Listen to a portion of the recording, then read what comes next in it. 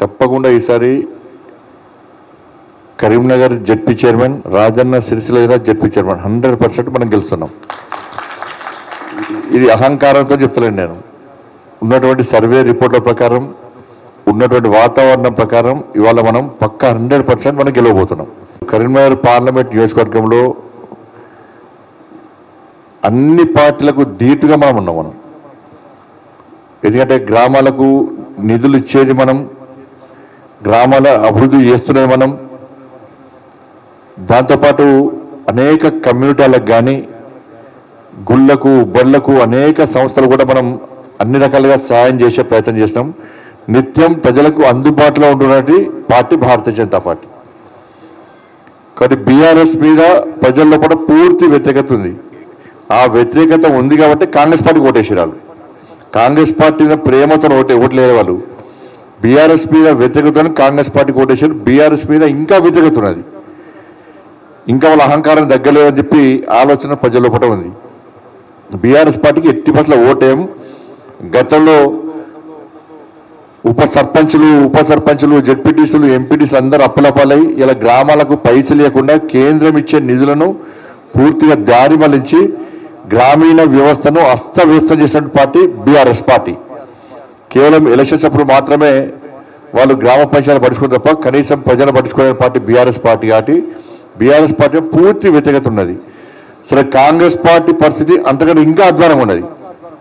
ఆ రెండు పార్టీలు తెలుసు, బీఆర్ఎస్ పార్టీ తెలుసు, కాంగ్రెస్ పార్టీ తెలుసు. మా పట్ల ప్రజల పట్ల తీవ్ర వ్యతిరేకత ఉంది కాబట్టి మేము ఇప్పుడు ఎన్నికల్లో పోటీ చేయలేము అనే ఆలోచన వల్ల పడినది. కాంగ్రెస్ పార్టీ భయపడుతున్నది ఎలక్షన్ జరపడానికి.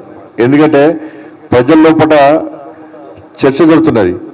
ఏంటంటే ఈజీఎస్ పైసలు వచ్చినాయి, బీజేపీ ఎంపీ మేము కష్టపడి గెలిపించినట్టు, మేము ఓట్లేసి గెలిపించినట్టు ఎంపీ ప్రతి గ్రామానికి నరేంద్ర మోడీ గారి ప్రభుత్వం ఇచ్చినటువంటి ఈజీఎస్ పైసలు ఇచ్చారు మాకు, గ్రామీణ సడక్ యోజన పైసలు ఇచ్చినాయి మాకు, సిఆర్ఎఫ్ సంబంధించి ఈ 7 సంవత్సరాల్లో అనేక ఫండ్స్ మనం ఇచ్చినాం. ప్లస్ అన్ని దాదాపు కుల సంఘాలకు ఇచ్చినాం, దాదాపు గుళ్ళకి ఇచ్చినాం. మొన్న సమ్మర్లో 1000కి పైగా బోర్లు ఇచ్చినాం మనం. కాబట్టి అన్ని రకాల అందుబాటులో ఉంటున్నాం మనం. ఇది ప్రజల్లో కూడా చర్చ జరుగుతున్నది. ప్లస్ నిధులు ఇచ్చేది కేంద్రాన్ని. ఇప్పుడు జరుగుతున్న ఎన్నికలు కూడా కేంద్ర ప్రభుత్వం యొక్క నిధుల కోసం మాత్రమే రాష్ట్ర ప్రభుత్వం ఎన్నికలు నిర్వహిస్తుంది. కాబట్టి మరి కేంద్రం నిధులు ఇచ్చినప్పుడు కేంద్ర ప్రభుత్వానికే ఓటు ఇస్తాము అన్న ఆలోచన ప్రజల్లో కూడా వచ్చింది. మనం తీసుకుపోవాలి కూడా. కేంద్రమే నిధుల కోసం రాష్ట్ర ప్రభుత్వానికి ఎన్నికలు పెట్టాలన్న ఆలోచన ఏ కోశాలు లేదు. ఆ కేంద్ర నిధులు లేకుంటే, కోర్టు వార్నింగ్ ఇవ్వకుంటే ఈ 5 సంవత్సరాలు రాష్ట్ర ప్రభుత్వం ఎన్నికలు పెట్టదు ఇక.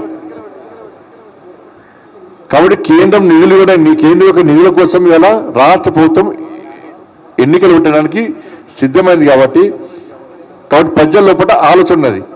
ఎందుకంటే గత సర్పంచులు అందరూ కూడా అరే కేంద్రము నరేంద్ర మోడీ గారి ప్రభుత్వం వల్లనే మనం ఇంతో బతికి బయటపడ్డాం, కేంద్రం గిట్ల పైసలు లేకుంటే మనం ఎప్పుడూ ఆత్మహత్య చేసుకుంటాం, మనం ఇప్పుడు ఇబ్బందులు పడుతున్నామని చెప్పి ఒక ఆలోచన సర్పంచ్ లోపల వచ్చింది. వాళ్ళే మనకు ప్రచారకులు, వాళ్ళే ఫుల్ ప్రచారం చేస్తున్నారు కేంద్రం నిధులు ఇస్తున్నారు గ్రామాలకు అని చెప్పండి.